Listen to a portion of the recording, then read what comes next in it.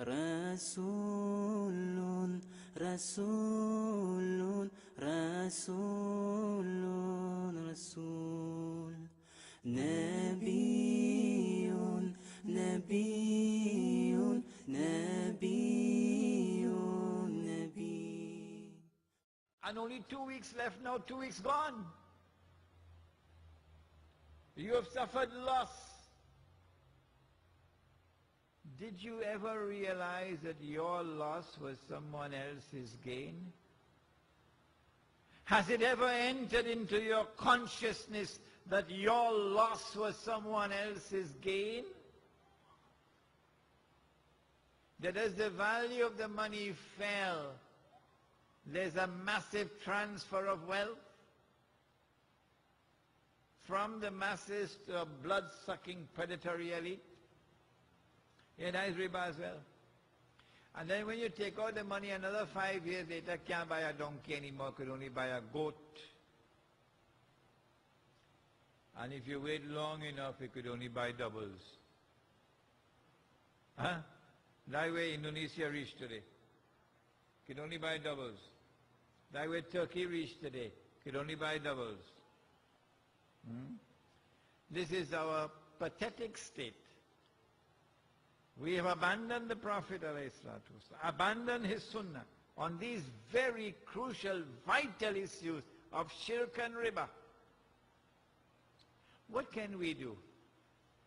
How can we stay out of shirk? How can we stay out of riba?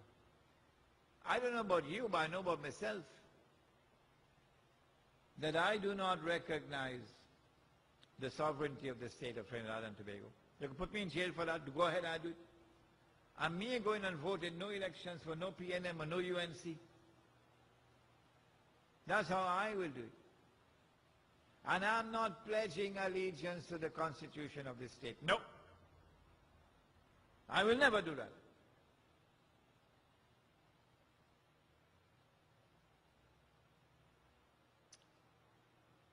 Of course, like everybody else, I'll just use the word Monday and Tuesday and January and February.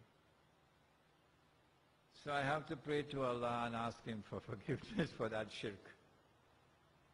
Because sometimes I just also say Friday, which is shirk.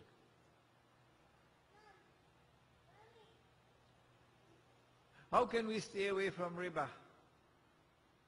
How can we bring back sunnah money? You can't do it in the market today. You're going to have to build a Muslim village. And in the Muslim village, you will have the Muslim market. And in the Muslim market, yes, you can try to bring back sunnah money.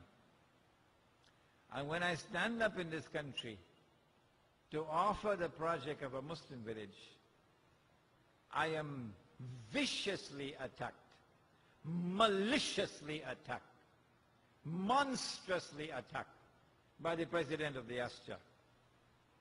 Awesomely misguided man, awesomely misguided Jamaat. But he who laughs last, laughs best. If this is our pathetic state on the front of shirk and of riba, what about the rest of the sunnah of the Prophet ﷺ? We're talking about Muhammed ﷺ and the world today. Nabi Muhammad ﷺ was sitting in his home when his sister-in-law came in, his wife's sister. Aisha radiallahu ta'ala anha had an elder sister named Asma. So she came in and she was wearing clothing which was a bit transparent. So when the Messenger of Allah saw her, he turned his face away.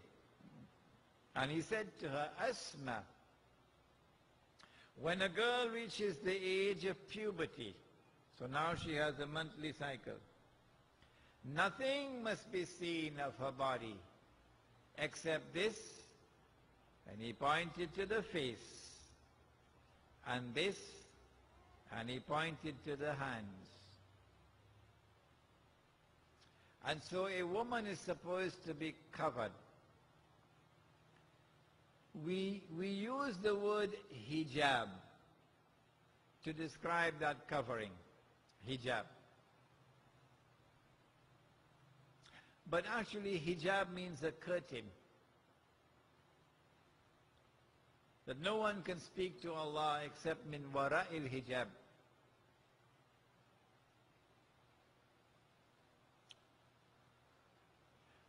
When our mothers were alive and our grandmothers were alive, we never saw a Muslim woman on the street bareheaded. Huh? You ever saw your mother bareheaded? Or your grandma? Nani Ammi? No. They used to wear something called orni, but at least they were covered. Already? Where are our Muslim women today? Illa ma sha Allah. The woman in hijab is the exception. The majority of our Muslim women today have abandoned hijab and have followed the Jews and Christians down into the lizard hole. She gone to work in the bank and she's dressed like all the others in the bank. You wouldn't know she's a Muslim woman.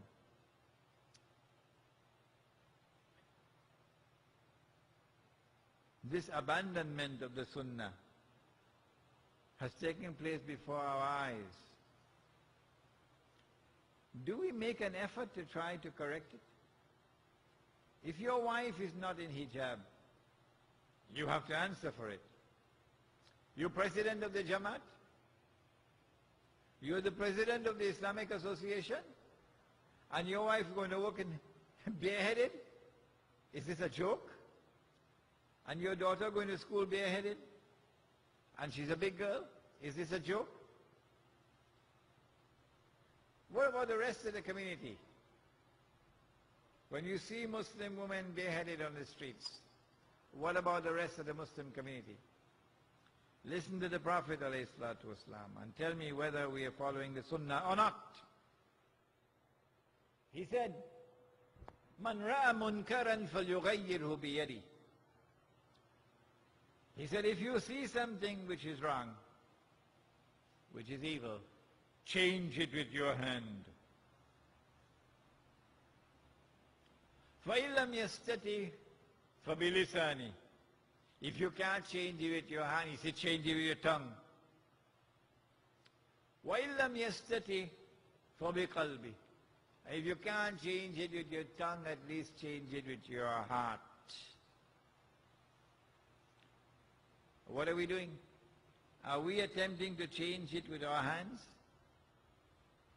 Well, if not, are we speaking out against it? And if we're not speaking out against it, are we detesting it in our hearts? And if we are not even detesting it in our heart, and he said that is the weakest form of faith. That is the weakest one of all, to detest it in your heart. The overwhelming majority of the women of our community have abandoned hijab. We're not attempting to change it with the hand. We're not attempting to change it with the tongue. We're not even detesting it in the heart. Would you not agree that nothing now remains of Islam but the name?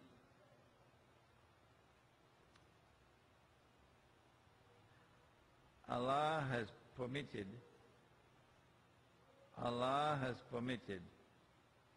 in the Quran, and the Prophet ﷺ has permitted in his Sunnah, permitted a Muslim man to marry more than one wife. Does anyone want to challenge me and say I'm wrong? Come on, say it now. If I'm wrong, come and say it.